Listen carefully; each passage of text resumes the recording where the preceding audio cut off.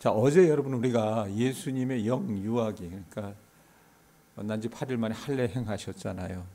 그리고 40일 있다가 어떻게 보면 우리로 얘기하면 뭐 호적 신고 뭐 이런 거 했다고, 그러니까 제사를 드리러 갔다고 하지 않았습니까? 그 사건들을 살펴봤는데 오늘 우리가 읽었던 이 이야기는 예수님의 유년 시절의 일화를 다루고 있습니다. 청소년기 정도까지라고 보시면 될 것 같아요. 그런데 이 기록은요, 마태, 마가, 누가, 요한복음 가운데 누가복음이 유일하다고 합니다. 여러분, 우리가 예수님이 인간의 몸을 입고 오신 하나님, 성자 하나님이다라고 여러분 알고 있어요. 그러면 우리는 생각하기를 저 불교의 창시자인 이 고타마 시타리타, 이 부처는 여러분 날 때부터 어떻게 했습니까? 천상천하 유아 독존이다 이래가지고 하늘 위라 하늘 아래 오로지 홀로 본인만 스스로 존재한다라고 생각을 해서 그렇게 어느 날 갑자기 하늘에서 뚝 떨어져 나왔다라고 생각을 하고 그런 모습으로 나타났다고 생각을 하는데, 여러분 예수님은 어떻게 하세요? 어느 한날 십자가를 지기 위해서 호련히 성인으로 나타나신 게 아니라 이 누가복음 앞부분을 우리가 쭉 읽어보면서 살펴보았듯이 이 땅에 어린 아기로 오셨어요. 그리고 평범한 어떤 부모에게 양육을 받으시면서 30년의 세월을 보내셨다 그 말입니다. 이런 여러 가지 사건들을 통해서 우리는 자기 백성의 구원을 이루시기 위해서 이 인간의 어떤 질서, 이 법도, 일상 속에서 기적을 일으키신 하나님의 오랜 사랑을 좀 발견해야 되지 않을까 싶습니다. 자, 41절 보세요. 어떤 일이 벌어집니까? 자, 그의 부모, 그가 누구예요? 예수의 부모가 해마다 6월절이 되면 예루살렘으로 가더니 라고 얘기해요. 자, 권사님, 우리나라 사람들이 1년에 명절을 몇 번 지켜요? 추석하고 구정, 예? 2번 정도 지키잖아요. 유대인들에게도 명절이 있었어요. 그 사람들은 3번 지켰어요. 예? 그 명절이 뭐였냐면 유월절하고 오순절하고 초막절, 이렇게 3번을 지켰습니다. 자, 그런데 이 명절을 지킬 때 이들이 어떻게 했냐면, 우리 같으면은 한국 사람들은 어떻게 합니까? 명절을 지킬 때 서울에 있는 자녀들이 시골로 내려오잖아요. 그렇죠? 유대인들은 어떻게 했냐면 이들이 하나님 앞에 지켜야 할 그 유월절, 오순절, 초막절 때가 되면은요, 예루살렘으로 올라가야 했습니다. 근데 이게 남자들, 성인 남자들에게는 의무로 주어진 일이었는데, 가끔가다 이제 좀 여유가 있고 재정적인 여력이 있는 그런 집안 같은 경우는, 또 믿음이 좋은 가족들은 함께 그 순례길에 동참하기도 했어요. 자, 그런데 다 잘 사는 게 아니잖아요. 다 여력이 있는 게 아니지 않습니까? 더군다나 갈릴리에서 이 예루살렘까지는 직선거리로 100km, 그 다음에 도로를 따라 쭉 오면 130에서 140km 정도가 돼요. 먼 거리였다 그 말입니다. 성인 남자의 걸음으로도 4, 5일 정도 되는 거리였다 그 말입니다. 이런 상황 속에서 많은 어떤 여행 비용과 그 다음에 시간이 소요되는 일이었기 때문에 가난한 사람들은요, 이 명절을 지키지 못하는 사람들이 대부분이었습니다. 자, 그런데 주님이 이때 몇 살이었냐면 42절인가요? 한번 보세요. 42절인가? 42절에 뭐라 그래요? 예수께서 몇 살 되었을 때? 12살 되었을 때, 이렇게 나오죠. 한국 나이로 한 13살 정도 된다고 생각을 하시면, 유대의 남자아이들은요, 우리 나이로 한 14살, 그러니까 만으로 한 13살부터는 성인으로 대우를 받았습니다. 아이고, 그 어린 것들이 뭘 알아, 이렇게 얘기하지만 권사님이 시집갈 나이는 지금 시집가는 젊은 애들이 시집가는 나이하고는 한참 차이가 있잖아요. 그걸 생각하시면 될 것 같아요. 13살의 유대인들은 성인으로 대우를 받았습니다. 그런데 예수님은 한 살 어린 12살 때였어요. 자, 요셉과 마리아 이 두 사람이 아직 성전에 가야 하는 의무가 주어지지 않은 이 12살의 예수님을 데리고 이 순례길에 오릅니다. 그런데 이 집이 여러분 잘 사는 집이었다 그랬어요? 그 당시 목수는요, 그리 잘 사는 직종에 속하지 않았습니다. 예? 그럼에도 불구하고 많은 돈이 들고 많은 번거로움이 있음에도 불구하고 예수님의 아버지 요셉은 꼭 아내와 그 다음에 이 아이들을 데리고 이 유월절에 예비하는 그곳에 동참케 했어요. 그리 풍족한 가정이 아니었는데요. 그런 상황 속에서도 이들이 꼭 유월절 절기만 되면은 예루살렘으로 향했다고 하는 것은 이 사람들이 어떤 사람들이었다? 예수님의 엄마 아빠가 믿음이 좋은 사람이었다는 얘기입니다. 자, 물질주의가 팽배한 이 현대인들은요, 뭐가 제일 중요합니까? 먹고 사는 문제가 제일 중요하게 여겨요. 그래서 이 먹고 사는 문제와 하나님을 섬기는 일이 충돌이 될 때가 있잖아요. 갈등을 일으킬 때가 있어요, 없어요, 백권사님? 예? 있죠. 예? 고추 따야 돼요. 근데 내가 이 예배를 드려야 돼, 말아야 돼. 이런 고민을 할 때가 있단 말이에요. 안 그렇습니까? 이렇게 상충될 때 대부분 하나님을 섬기고 예배하는 일을 현대인들은 어떻게 해요? 뒤로 미룰 때가 많습니다. 때를 놓치면 안 되잖아, 목사님 이러면서요. 그죠? 그러나 예수님의 아버지 요셉은 그렇게 했다 안 했다? 그러지 않았다는 얘기입니다. 요셉은요, 12살짜리 예수님을 포함해서 자신의 가족을 데리고 당장 이 사람은 먹고 살아야 될 거 아닙니까? 네? 오는 데만 사나흘 걸리는데 가는 데는 또 며칠 걸려요. 똑같이 걸릴 거 아니에요. 그리고 6월절을 거기서 지키면 꼬박 한 열흘 정도의 시간을 그가 비워야 된다라는 얘기입니다. 그 일을 멈추면서까지 예루살렘에 갔다 그 말입니다. 여러분, 요즘 사람들은 어떻게 해요? 말로는 신앙생활이 중요하다라고 얘기를 해요. 하나님 중심으로 살아야 된다고 말합니다. 그런데 정작 중요한 때는 이 신앙적인 결정들을 포기해버리는 경우가 부지기수입니다. 상당하다 그 말입니다. 우리가 여러분 그런 결정들을 내리면 그걸 누가 봐요? 우리 자녀들이 보고 아하, 우리 엄마 아버지의 믿음도 별 볼 일 없구나 생각을 하고 나중에 어떻게 합니까? 신앙을 떠나는 경우가 더러 많이 있다 그 말입니다. 결국 그렇게 하나님을 택해야 될 때 하나님을 택하지 않고 먹고 사는 문제에 천착하면요, 이것이 하나님을 섬기는 것 같지만 실상은 그 믿음이 하나님을 아래에 두고 하나님보다도 먹고 사는 문제가 더 중요하다라고 그들이 그렇게 신앙하기 때문에 우리의 자녀나 우리 이웃의 사람들은 여러분 어떻게 해요? 하나님을 우습게 여길 때가 많습니다. 왜? 우리가 하나님 대접해 드리지 않기 때문에 그렇습니다. 여러분, 우리가 살아나가면서 아마 수많은 결정들을 하나님은 우리 앞에 우리 앞에 두실 때가 많아요. 작게는 여러분 뭡니까? 무엇을 먹을까? 또 어떤 일을 해야 될까? 네? 내가 우리 가족이 하는 수많은 결정들을 여러분 우리는 어떻게 해요? 하나님을 도외시한 채 나의 사사로운 영달과 이익을 위한 결정을 할 때가 더러 많이 있다 그 말입니다. 어떤 결정이든 내가 사사로이 행한 나를 위한 결정은요, 궁색한 변명이 될 때가 많습니다. 우리 권사님 요즘 탄핵 심판이라고 윤석열 씨 그 재판하는 거 혹시 보세요? 잘은 안 보셔도 얘기는 들으시죠? 얼마나 궁색합니까? 사실은 안 그래요? 한 나라의 지도자라면 그가 책임성 있게 자기가 잘못한 일이라면 이건 다 나의 실책입니다. 나의 부덕의 소치입니다. 내가 책임을 지고 가겠습니다.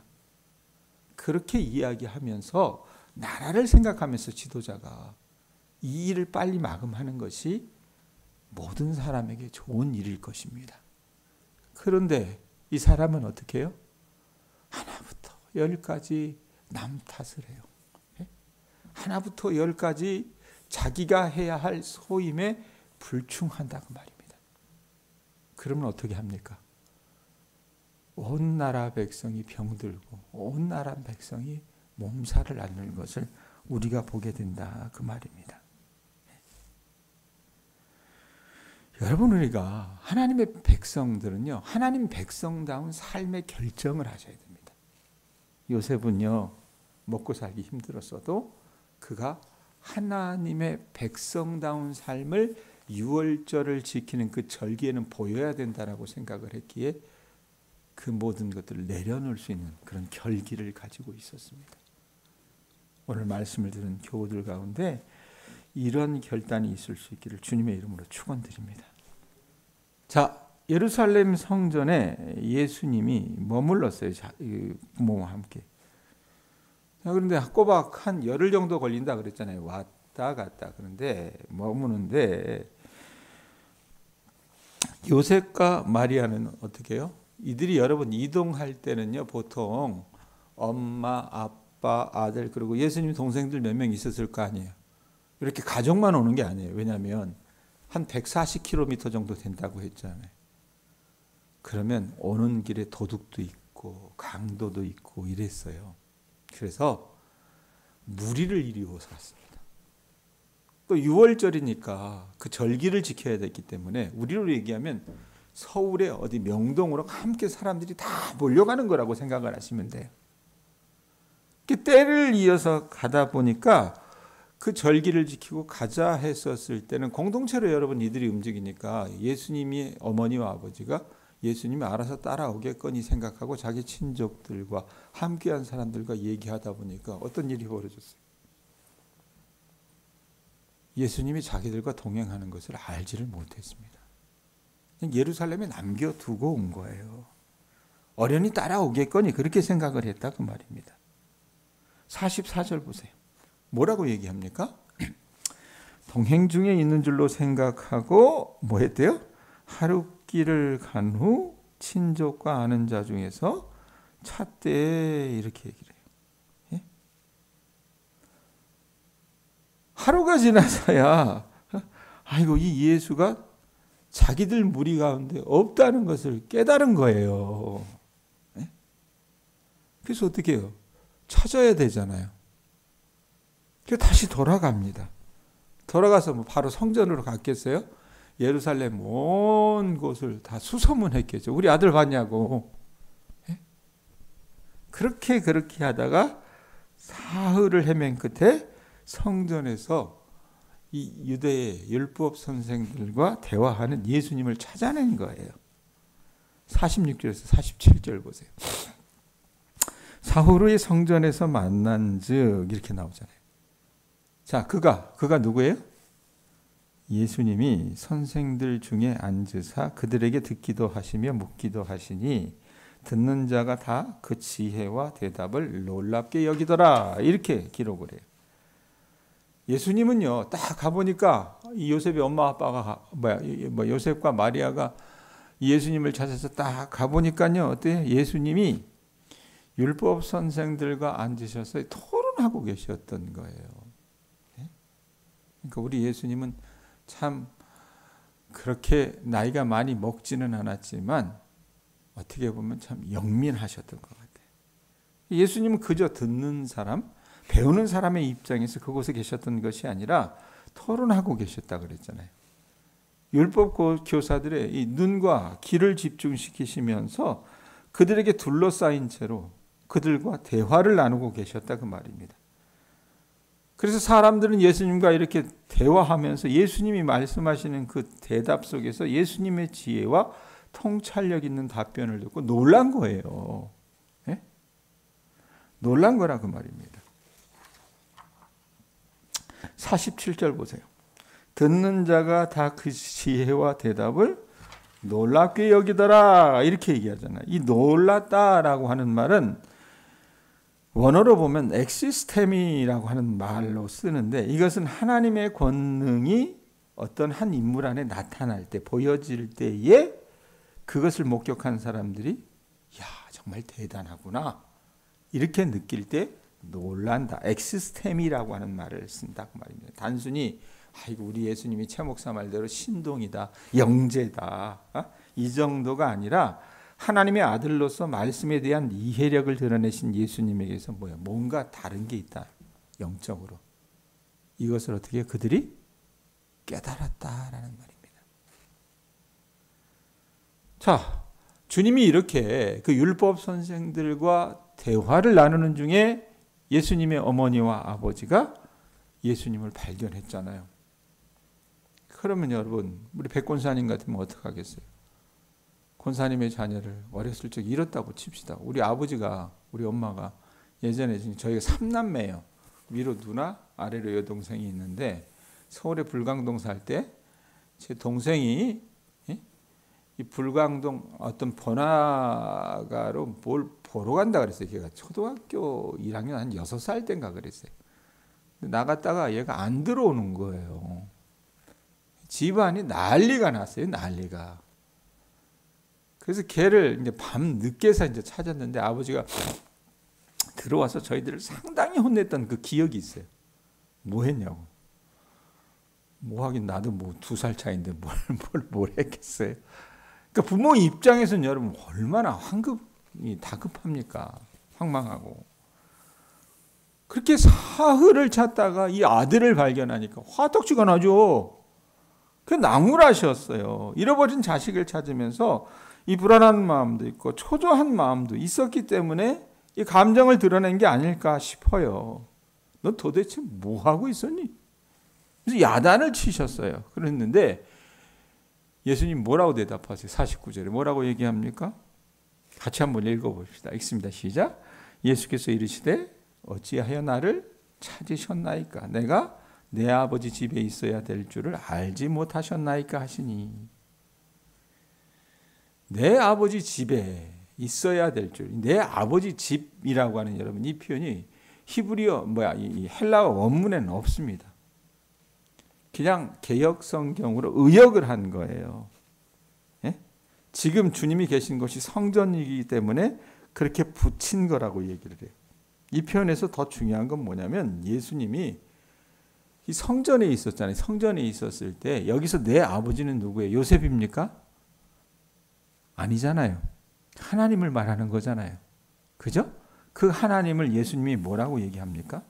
내 아버지라고 부르는 그 사실에 우리의 눈이 가야 합니다. 이 고대 유대 문헌을 살펴보면요. 하나님을요. 이 유대인들이 우리 아버지라고 부르는 표현은 많아요. 그런데 지금 이것처럼 내 아버지라고 부르는 적은 거의 없습니다.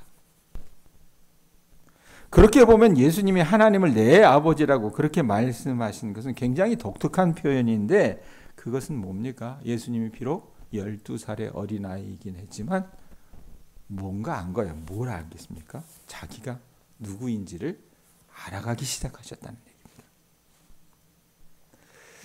여러분 우리가 신앙생활하면서 제일 중요한 게 뭔 것 같아요? 권사님 뭔 것 같습니까? 하나님은 어떤 분이신가? 중요합니다. 이거 알아야 돼요. 그리고 또 뭘 알아야 돼요?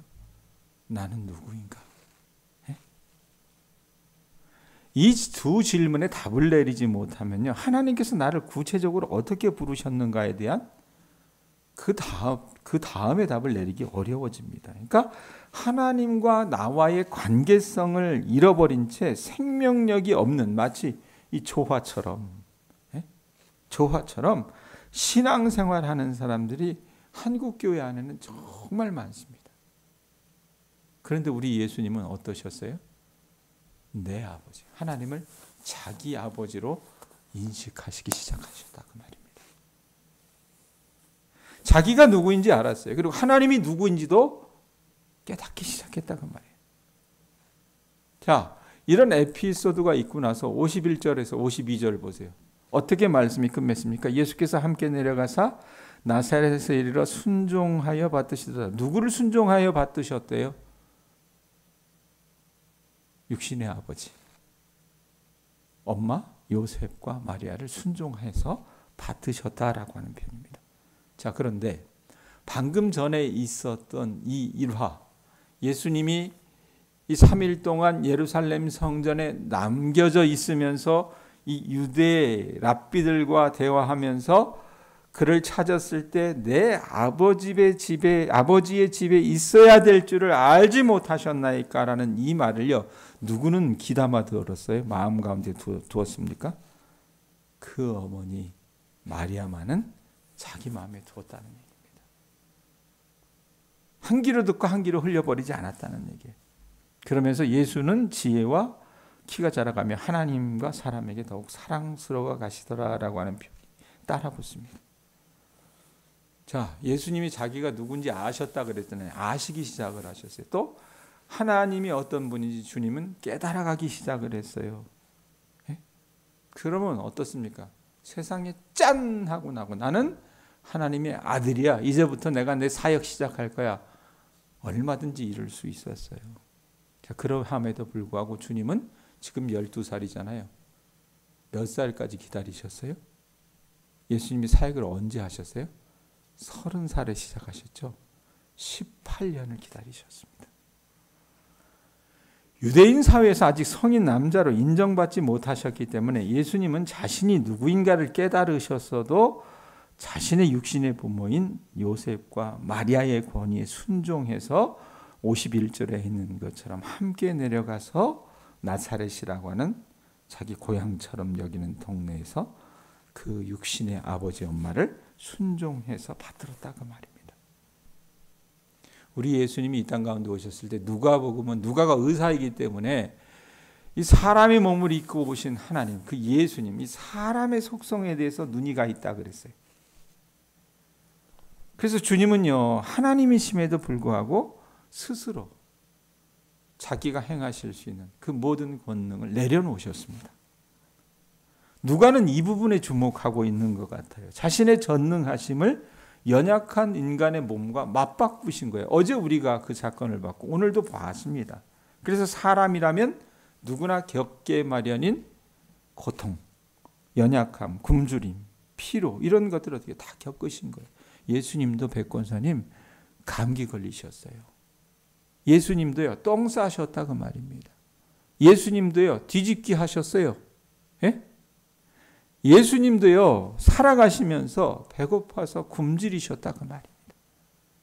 우리와 비슷한 연약함을 동일하게 체득하셨다 그 말입니다. 예수님도 여느 사내 아이들처럼 대소변 가리는 훈련을 하셨고요. 예수님도 여러분 어떻습니까? 유대가 가르치는 그 예의 범절을 배우셨다 그 말입니다. 공부하는 법도 배우셨어요. 글을 깨우쳐 나가기도 하셨고 회당과 집에서 교육을 받으시기도 했다 그 말입니다. 그렇게 자라가시는 중 어느 시점에 이르러서 자신이 하나님의 아들이라고 하는 것을, 자기의 아버지는 하나님이라고 하는 것을 깨닫게 되셨고 세상의 구주로서, 세상을 구원할 구주로서 그분이 오셨다는 자신의 사명을 온전하게 인식하기 시작하셨다 그 말입니다. 여러분, 우리가 사는 사회는요 지나치게 속도를 중시합니다. 예? 또 결과물, 과정보다는 결과물에 연연합니다. 그런데 백권사님 농사 지으시면서 농작물을 재배하면서 깨닫는 것이 뭡니까? 그렇게 속도를 중요시 여기고 결과물에만 연연하다 보면 어떻게 해요? 제대로 된 소출을 얻지 못한다는 것을 우리가 깨닫잖아요. 그럼에도 불구하고 조바심을 내는 게 이 인간의 모습이에요. 그런데 예수님은 자기 자신이 어떤 분이신지 아셨음에도 불구하고 어떻게 합니까? 이 인간의 시간의 질서에 순복하셨다고 말입니다. 하나님이신 주님께도 이런 시간이 필요했다면 여러분, 오늘 우리도 오랜 시간 동안 하나님의 말씀으로 단련받는 시간이 어떻게 보면 필요할 수 있다는 얘기입니다. 아셨어요? 한두 번의 실패에 우리가 좌절하거나 절망하지 말고 긴 호흡을 바라보면서 우리 인생을 조망하면서 스스로를 훈련시켜 나가는 것을 하나님은 원하고 계실지도 모릅니다. 태어날 때부터 완벽한 거 없습니다. 여러분 살아가다 보면 고난당하기 일수입니다. 좌절하기 일수라고 말입니다. 우리가 여러분 가야 할 길이 멀지만 하나님께서 주신 그 사명을 향해 긴 호흡으로 하루하루를 성실하게 살아가신 그 예수님을 기억하시면서 주님을 본받아 사실 수 있는 주님의 자녀들이 되실 수 있기를 바랍니다. 그리고 또 하나 앞에서 살펴봤듯이 이 요셉, 예수님의 육신의 아버지, 그 요셉의 믿음을 여러분 놓치지 마시기 바랍니다. 주님을 섬기는 그 모습이 여러분들을 통해서 여러분 주변 사람들에게 전해질 수 있기를 주님의 이름으로 축원드립니다. 기도하겠습니다.